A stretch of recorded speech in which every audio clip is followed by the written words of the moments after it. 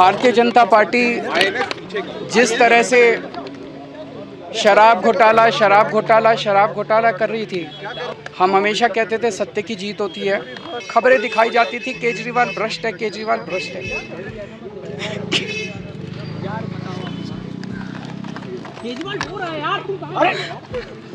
दोस्तों नमस्कार, स्वागत है आपका अपने चैनल रुद्र न्यूज पर, जहां हम हमेशा जनता की आवाज बनकर सच्चाई सामने लाते हैं। और आज की सबसे बड़ी खबर को सुनकर आपका दिमाग भी घूम जाएगा, क्योंकि दिल्ली की एक विशेष अदालत ने आज अरविंद केजरीवाल और मनीष सिसोदिया समेत 24 लोगों को शराब नीति वाले पूरे मामले में बरी कर दिया है। हाँ दोस्तों, आप बिल्कुल सही सुन रहे हैं। कोर्ट ने फैसला सुनाते हुए साफ कहा है कि इस मामले में सबूतों का भारी अभाव था। चार्जशीट में इतनी खामियां थीं कि कोई भी आरोप टिक नहीं सकता, और जब कोई व्यक्ति मुख्यमंत्री जैसे उच्च पद पर बैठा हो तो बिना पुख्ता प्रमाण के उसे आरोपी बना देना कानून के खिलाफ है। तो दोस्तों, आखिर पूरी खबर क्या है, चलिए इस वीडियो में जानते हैं। लेकिन हमेशा की तरह आपसे एक छोटी सी रिक्वेस्ट है कि अगर आप इस वीडियो को अभी तक देख रहे हैं तो इस वीडियो को एक लाइक करके न्यूज चैनल को जरूर सब्सक्राइब कर लें, और कमेंट में हमें यह जरूर बताएं कि आप इस वीडियो को कहां से देख रहे हैं। तो चलिए वीडियो में आगे बढ़ते हैं। दरअसल दोस्तों, पिछले कई सालों से जिस शराब घोटाले का नाम लेकर पूरे देश में हंगामा मचाया गया, टीवी चैनल दिन रात चिल्लाते रहे कि केजरीवाल ने करोड़ों का घोटाला किया, पार्टी ने लाइसेंस बांटकर फायदा कमाया, लेकिन आज वही अदालत कह रही है कि कुछ भी साबित नहीं हुआ, सब खोखला था। क्या आप कल्पना कर सकते हैं कि एक मुख्यमंत्री को उसके घर से घसीटकर जेल भेज दिया जाए, 6 महीने तक बंद रखा जाए, और फिर कोर्ट कहे कि भाई कोई गलती ही नहीं हुई। ये बात सुनकर हर गांव के किसान, हर मजदूर का दिल दुख जाता है ना दोस्तों। और जब अरविंद केजरीवाल अदालत से बाहर निकले तो उनकी आंखें भर आईं। वे रो पड़े और रोते हुए कहा कि मैंने जिंदगी भर ईमानदारी के सिवा कुछ नहीं कमाया, भगवान हमारे साथ थे, सत्य की जीत हुई है। अब प्रधानमंत्री जी से अपील है कि देश की असली समस्याएं हल कीजिए। महंगाई आसमान छू रही है, बेरोजगारी से युवा परेशान हैं, सड़कें टूटी पड़ी हैं, चारों तरफ प्रदूषण फैला हुआ है। इन पर काम कीजिए, ना कि विपक्ष पर झूठे केस बनाकर राजनीति का खेल खेलिए। दोस्तों, क्या आपको भी लगता है कि सत्ता में रहकर इस तरह विपक्ष को परेशान करना ठीक है या नहीं? आप कमेंट में जरूर बताइए, क्योंकि रुद्र न्यूज जनता के सवाल पूछता है। अब चलिए इस पूरे मामले की पृष्ठभूमि को आसान भाषा में समझते हैं। दोस्तों, बात शुरू होती है 2021 में, जब दिल्ली सरकार ने शराब की नई नीति लाई थी, जिसका मकसद था कि सरकार का राजस्व बढ़े, अवैध शराब का कारोबार रुके और आम आदमी को सस्ती शराब मिले।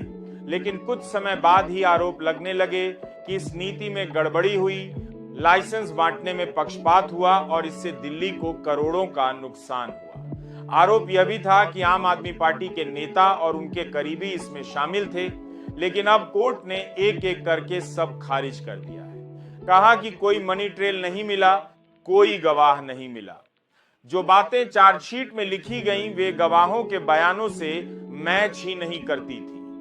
मुख्य आरोपी को बिना वजह निशाना बनाया गया था और अब उसको भी पूरी तरह बरी कर दिया गया है।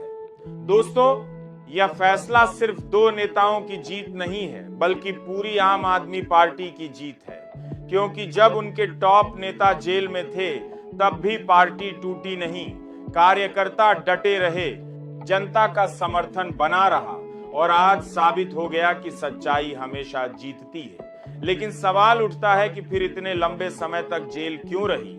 मनीष सिसोदिया को फरवरी 2023 में गिरफ्तार किया गया और वे करीब 17 महीने तक जेल में रहे। उनके खिलाफ कहा गया कि वे नीति बनाने में जिम्मेदार थे, लेकिन कोर्ट ने कहा कि उनके शामिल होने का कोई सबूत नहीं, कोई रिश्वत नहीं, कोई बरामदगी नहीं, बस आरोप ही आरोप। अरविंद केजरीवाल को मार्च 2024 में जेल भेजा गया। वे 5 महीने से ज्यादा बंद रहे। संजय सिंह को अक्टूबर 2023 में पकड़ा गया। वे भी 6 महीने जेल में रहे और के कविता को भी कई महीने गुजारने पड़े। लेकिन आज सब बाहर हैं और कोर्ट ने जांच अधिकारी के खिलाफ भी विभागीय जांच के आदेश दे दिए हैं। दोस्तों, क्या आप सोच सकते हैं कि अगर सबूत नहीं थे तो फिर एजेंसियां इतने महीनों तक क्यों चुप रहीं? क्या यह सत्ता का दुरुपयोग था या सिर्फ राजनीतिक खेल? हम निष्पक्ष पत्रकारिता करते हैं, लेकिन सवाल जरूर पूछते हैं क्योंकि जनता को जवाब चाहिए। अब सोचिए दोस्तों, जब यह सब चल रहा था तब मीडिया में क्या कुछ नहीं कहा गया। केजरीवाल भ्रष्ट है, सिसोदिया चोर है, पार्टी खत्म हो गई। लेकिन आज कोर्ट ने कहा कि वे कट्टर ईमानदार हैं और पार्टी ने दिखा दिया कि जेल से भी मजबूत हो सकती है। यह देखकर हर आम आदमी के मन में खुशी है, लेकिन बीजेपी की तरफ से अभी तक कोई प्रतिक्रिया नहीं आई है। शायद वे सोच रहे हैं कि जेल में बीजेपी की तरफ से जीवा ने बीजेपी की तरफ से कोर्ट ने तरफ से कैसे इस खबर को दबाया जाए, क्योंकि उनका पूरा चुनावी नैरेटिव जिस पर उन्होंने हमला किया था वह आज ध्वस्त हो गया है। अब क्या वे जनता के सामने आएंगे और कहेंगे कि हम गलत थे या फिर कोई नई बहस छेड़ देंगे? दोस्तों, मैं आपसे सीधे पूछता हूं, क्या आपको लगता है कि सत्ता पक्ष विपक्ष को कमजोर करने के लिए जांच एजेंसियों का इस्तेमाल करता है या नहीं?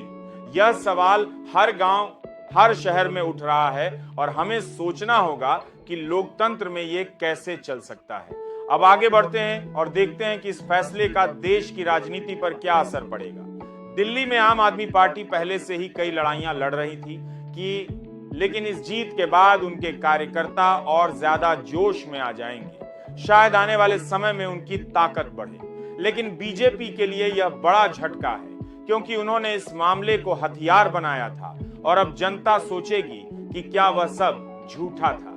याद कीजिए, जब केजरीवाल जेल से बाहर आए थे तो उन्होंने जनता से कहा था कि अगर आप मुझे ईमानदार मानते हो तो वोट दीजिए, वरना मत दीजिए। और जनता ने अपना फैसला दिया, लेकिन अब यह कोर्ट फैसला उनके लिए और मजबूती लाएगा। लेकिन सवाल यह है कि क्या जनता पुरानी बातें भूल जाएगी या फिर नया सोचेगी? हम कहते हैं कि राजनीति में परसेप्शन बहुत बड़ा खेल है। पहले लोगों को लगाया गया कि पार्टी भ्रष्ट है, लेकिन अब वह बदल सकता है। दोस्तों, कोर्ट ने अपने फैसले में और भी कई बड़ी बातें कही हैं। अदालत ने लिखा कि चार्जशीट में हजारों पन्ने थे, लेकिन हर जगह विरोधाभास थे। साजिश का पूरा सिद्धांत कमजोर पड़ गया और जब संवैधानिक पद पर कोई हो तो उस पर आरोप लगाने से पहले और सावधानी बरतनी चाहिए। लेकिन यहाँ ऐसा नहीं हुआ, बस नाम जोड़ दिया गया। अब सोचिए, अगर ये सबूत नहीं थे तो फिर इतने लंबे समय तक जेल में रखकर परिवार को क्यों परेशान किया गया? नेता काम नहीं कर पाए, सरकार का ध्यान भटका। ये सब देखकर लगता है कि न्याय मिलने में कितना समय लगता है, लेकिन आखिरकार मिलता जरूर है। दोस्तों, यह सिर्फ दिल्ली का मामला नहीं है, यह पूरे देश को संदेश देता है कि न्यायपालिका अभी भी मजबूत है और कोई भी कितना शक्तिशाली हो सबूत के बिना नहीं बच सकता। लेकिन उल्टा भी साबित हुआ कि बिना सबूत के परेशान किया जा सकता है। इसीलिए हमें कानून में सुधार की जरूरत है ताकि ऐसे दुरुपयोग न हो। अब अगर हम पूरे घटनाक्रम को देखें तो 2021 में नीति आई, 2022 में जांच शुरू हुई, 2023 में पहली गिरफ्तारियां हुई, फिर 2024 में केजरीवाल पकड़े गए। लोकसभा चुनाव के बीच जमानत मिली, फिर सरेंडर, फिर दोबारा गिरफ्तारी, सुप्रीम कोर्ट तक मामला पहुंचा। लेकिन अंत में दिल्ली की अदालत ने कहा कि सब गलत था। यह दिखाता है कि सच्चाई कितनी भी देर से क्यों न हो सामने आती है। और अरविंद केजरीवाल ने कहा कि मोदी जी और अमित शाह जी ने मिलकर यह बड़ा षड्यंत्र रचा था, लेकिन अब कोर्ट ने इसे खारिज कर दिया। तो क्या अब माफी मांगी जाएगी या नहीं, यह सवाल भी उठता है। लेकिन हम निष्पक्ष रहकर कहते हैं कि न्याय हो गया है। अब आगे देखना है कि राजनीति कैसे आगे बढ़ती है। इस फैसले से आम आदमी पार्टी को नई ऊर्जा मिलेगी। उनके 5 बड़े नेता जेल में थे, लेकिन पार्टी नहीं टूटी। यह उनकी ताकत है और यह दिखाता है कि जनता का भरोसा कितना गहरा था। लेकिन अब सवाल यह है कि क्या केंद्र सरकार अपनी एजेंसियों पर लगाम लगाएगी या फिर नए केस शुरू कर देगी। दोस्तों याद रखिए, राजनीति में हार जीत लगी रहती है, लेकिन ईमानदारी का साथ कभी नहीं छोड़ना चाहिए। और आज केजरीवाल ने यही साबित किया है कि सत्य की जीत होती है, भगवान साथ है।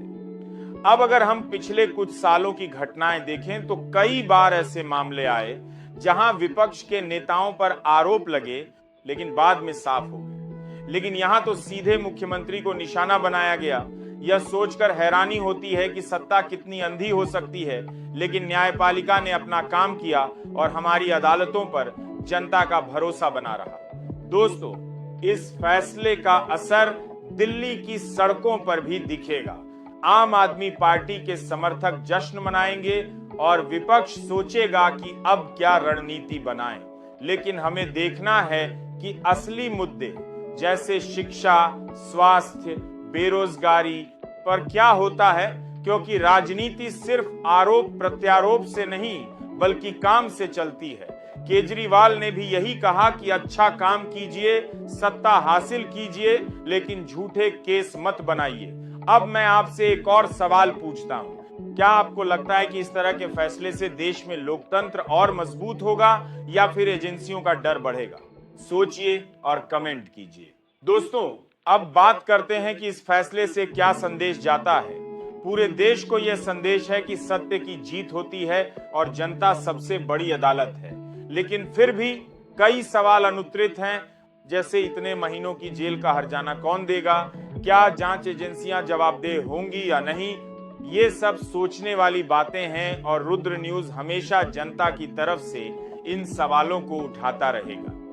अब अगर हम इस मामले को और गहराई से देखें तो शराब नीति को शुरू में अच्छा बताया गया था, राजस्व बढ़ने वाला था, लेकिन आरोपों ने सब बर्बाद कर दिया। अब कोर्ट ने कहा कि नीति बनाने का तरीका सही था, कोई संदेह नहीं, लेकिन फिर भी इतना हंगामा क्यों किया गया? क्या यह सिर्फ राजनीतिक बदला था या कुछ और? हम जनता से पूछते हैं कि आप क्या सोचते हैं। दोस्तों, इस पूरे खेल में आम आदमी पार्टी ने दिखा दिया कि मुश्किलों में भी डटी रह सकती है। नेता जेल गए लेकिन काम बंद नहीं हुआ और आज उनकी जीत हुई है। लेकिन बीजेपी के लिए यह करारा तमाचा है। उनका पूरा कैंपेन इसी नाम पर था। अब क्या वे फिर से कहेंगे कि केजरीवाल भ्रष्ट है या चुप रहेंगे? यह देखना दिलचस्प होगा। और सबसे बड़ा सवाल यह है कि क्या इस फैसले के बाद दिल्ली की राजनीति बदलेगी या फिर पुरानी रेस जारी रहेगी? दोस्तों, हम कहते हैं कि जनता देख रही है और अगला चुनाव इसी पर होगा। अब सोचिए, अगर सबूत नहीं थे तो फिर इतने सालों तक मीडिया में जो बहस चली वह किसके इशारे पर चली? क्या बीजेपी के ऑफिस से खबरें सप्लाई हो रही थी? यह भी कोर्ट में नहीं टिका, लेकिन जनता जानती है सच्चाई। अब रुद्र न्यूज की तरफ से हम यही कहते हैं कि न्याय हो गया है, लेकिन सवाल पूछना बंद नहीं होगा, क्योंकि हम जनता की आवाज हैं और हमेशा रहेंगे।